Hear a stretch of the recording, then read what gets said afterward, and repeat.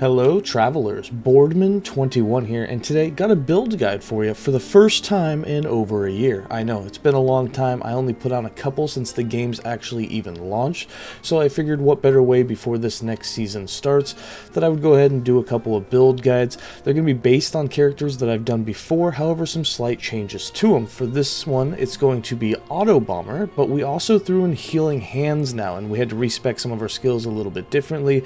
We geared a little bit differently, but for the most part, the cool thing about this build is you don't have to do anything extra. You just get Healing Hands procking, just doing the normal Smite casting, but this also will heal you over 3 seconds, let you take less void damage and necrotic damage, and at the same time do a little bit of extra fire damage on enemies, although we're not spec'd into it too heavy, and also a little lightning damage over time with Electrify being put on enemies. This build will require absolutely no uniques. There will be 0 of them on this, which really opens us up, since we're using all just Rhaegor gear and Exalted gear, opens us up to use set bonuses as some gear in the next season, which I'm really hoping to do. Now I know that Season 2 is just around the corner, which will basically make this build obsolete or need an update, so we'll go ahead and get that done when it launches. But I do want to get one done for you, so let's jump into it. For skills, I'm running Smite, Sigils of Hope, Healing Hands, Anomaly, and Devouring Orb. So you will notice that we dropped Shield Rush. However, we're going to use Shield Rush unspec'd, just because you're going to have a shield equipped now, but you can still use it as your transversal skill, which is really nice. And putting a shield on the build gives you more spell damage out of the Paladin tree, which we'll go into later, and on top of that, you'll obviously be more tanky for the end game content. For Smite, we just have this spec to do as much damage as possible, so we've got 3 points in Pillars of Light since we are manually casting it ourselves, 5 points in Sacrifice for that huge amount of damage, 4 points in Atonement for that Sacrifice health cost to be less. You can put a 5th point here, but it's missing so less, and we have so much leech that it refills our life almost instantly. 3 points in Conviction for that extra base crit chance. Didn't go too high on this, as you don't want your cast speed to get too low. We did spec into a lot of cast speed for this build so that you can cast very, very fast, which allows you to do more damage, but on top of that, leech back really quick, which, of course, as a Void Knight, you are squishy, so having leech coming in constantly is really nice. For Deep Impact, we have the 100% crit multi, so our crits hit much harder, and 1 point in Blinding Flash for that hit damage versus blinded, which is just a nice little boost. For Sigils of Hope, we have this converted to Void, we have the duration increased, and then of course we have it spec so that you can have 4 of them. So we got 5 points in Empowering Sigils, so that we have 25% increased damage per active sigil. We will have 4, so that's 100% increased damage. 1 point in Last Wish, so that you have a chance to summon sigils on kill. It's a low chance, but basically whenever you're running maps, you're never going to have to manually cast these. It'll be done autoly, because you'll be killing so many enemies. Against bosses, that's the only time you'll have to manually cast them to have some active. For Decree of Flame, we have 3 points there for the added fire damage, and with 1 point in Sigils of Despair, that's all converted to Void, so we now get increased Void damage per active sigil. Again, there will be 4, so it's 60% increased, and then with the 4 base and 3 added, that's 7 Void per, which is 28 flat Void for our spells, which is really nice. 2 points in Invigorate for the increased healing. The reason this healing is, just a nice thing to have, you're going to have that 48% increased healing effectiveness, so you get a little extra heals out of Healing Hand. 2 points in Iron Sigils, 5 points in Enduring Hope for that duration, 1 point in Tetragram so that you increase the maximum sigil from 3 to 4. For Healing Hands, we have this set up again, so it's going to be centered on you. It's going to go off every time that you cast Smite. It's going to do a little less void damage, a little less necrotic damage, and a little damage of its own in fire and lightning. With that, we got 1 point in Divine Barrel, so it'll actually give us a little bit of ward based on attunement. 1 point in Homeward, so that it'll cast itself if not targeting ally. We have no ally, so it will cast on ourselves a lot, which is going to keep us healed. 4 points in Hand of Horus, which gives you that 100% chance for Healing Hands to go off every time that you cast Smite. 1 point in Searing Light, so it deals fire damage on hit. Added spell damage applies at 200% effectiveness. It's not a huge amount of damage, but again, anything helps with the Autobomber. 2 points in Bane of Evil for a little bit of added damage for it. 1 point in Halted Scourge, which immobilizes void enemies, and then also your damage versus void enemies will be increased, and you take less void damage from them. Same thing with Churn Undead, except for necrotic. We have 1 point in Purity of Thought for that mana decrease, as well as 3 points in Blessed Pairs for that mana cost. Mana's not really an issue. Smite's free to use in this setup, and Healing Hands is also free, so they don't take any mana. But if you don't have any mana issues, lots of mana regen, you don't have to put these points here, and you can put them into a bit more damage, like with Electrify or whatnot. So we have 2 points in Cleric's Path, 2 points in Virtue of Patience, and then 1 point in Consecrated Storm for that Electrify chance, so you get a little extra damage there. For Anomaly, we have this set up the normal way with Time Bubble. You get your crit chance, you get your leech out of it, a little bit of cast speed. So 1 point in Void Touched, 1 point in Immediacy, 1 point in Time Bubble, 5 points in Decimation for all that critical strike chance, 5 points in Temporal Mastery, 1 in Lingering Memory, 1 in Time Lord, 1 in Manipulation. You can put 2 here if you like instead of up in the Leech, 2 points in Time Eater, and 2 in Void Maul. And then for Devouring Orb, our 5th and final skill, we just got it set up to do a bunch of damage. 5 points in Rift Caller for that Void Pen, 1 in Dark Moon, 1 in Abyssal Rush, 1 in Cosmic Impact, 5 in Extinction. If you're having trouble with mana, feel free to take some out of Rift Caller and put it down into Sightless Star. 1 point in Void Adept, 1 point in Hollow Orb, 1 in Abyssal Emission, and 4 in Chaotic Torrent. For passives, we got 20 points in the base Sentinel class with 7 in Juggernaut, 8 in Fearless, and 5 in Armor Clad. Again, if you have any sort of mana problems, feel free to put some points into Time and Faith, and this will give you some mana gain every time that you cast off Smite. We got 28 points in the Paladin, which is where you can take some points out of to put into the Sentinel base class if you need that mana. 8 points in Defiance for that Attunement, 4 in Valor, 1 in Honor so that we unlock the Heaven Fire. Because we are running a shield, this will give us 30 flat spell damage, which is huge for us since we are doing a one-handed weapon. And then 5 points in Blinding Light for some endurance. The blind chance is nice as Smite does get that 10% bonus to Smite damage based on the enemy being blind. Again, you can take these points out and put them into the base if you need that mana.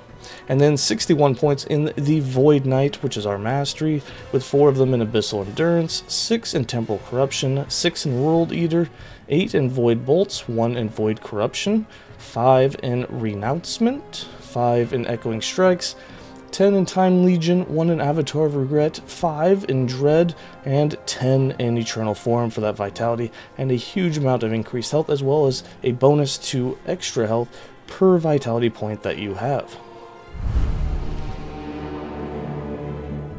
For the character sheet, as you can see, this is an offline character. This is a legacy character that I've had forever.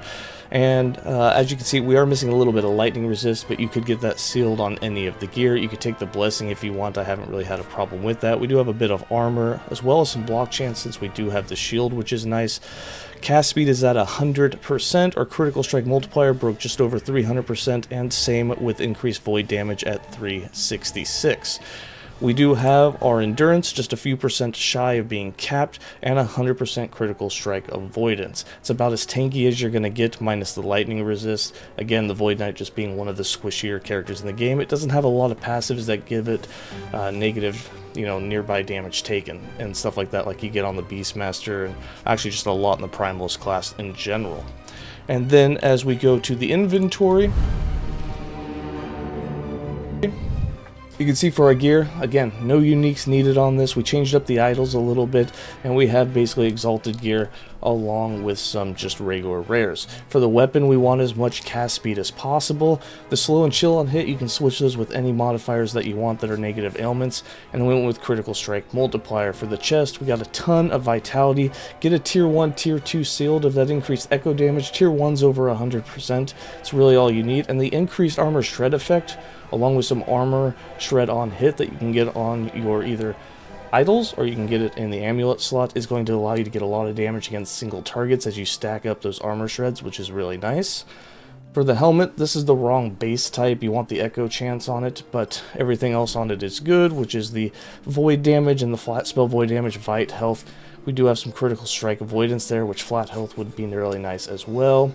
For the amulet, we got that spell critical strike chance, as well as shred armor on hit. The shield, tons of block chance. You can replace the flat armor on this with the lightning resist that I need on this build. However, I just haven't found the shield to do it with yet. And then for the belt, we've got void damage, mana regen, a ton of health. We'll go over both rings, a little bit of block chance and such with void damage. Same with the other. We went coral ring on both for that vitality. We went with a lot of flat health, of course. Instead of the flat health, feel free to do tier 7 cast speed if you wanted on the gloves. That'll help you just boost your damage a little bit. Same with the boots. You don't have to do the vitality, or you can get dual tier 6, tier 7 with vitality, but the increased move speed helps as well. And then of course we went with the tainted effigy of life because it gives you that flat spell void damage, which is huge. And we went with a ton of crit chance and cast speed on that. For the idols, we just have a bunch of Smite idols as well as some hybrid health. It's going to be useful for you. If you want, feel free to run Vitality with Armor Shred on hit, 1x3, 1x4 idols.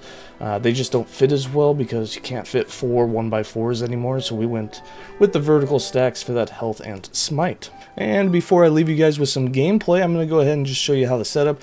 I, of course, put Anomaly and Devouring Orb both on autocast, so that we get that nice time bubble around us. Devouring Orb, as you can see, shoots off its abyssals. At the same time, those are hitting for about 5 to 10k, 15k on a crit on the dummy.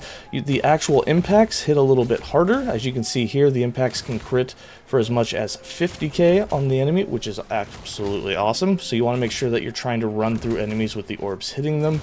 And then for Smite itself, you can see our tooltip here sitting at 76, but with our sigils, that's going to go up. You can get 100k crits here, but throw your sigils on there, keep your smites going. I can't tell you what Healing Hands is hitting for at this point, but you can see it going off. You can see down in the bottom left that we're constantly being killed by it, and you can see here that we're over 100k for the tooltip DPS, which is really awesome, and that means your echoes are going to hit really, really hard.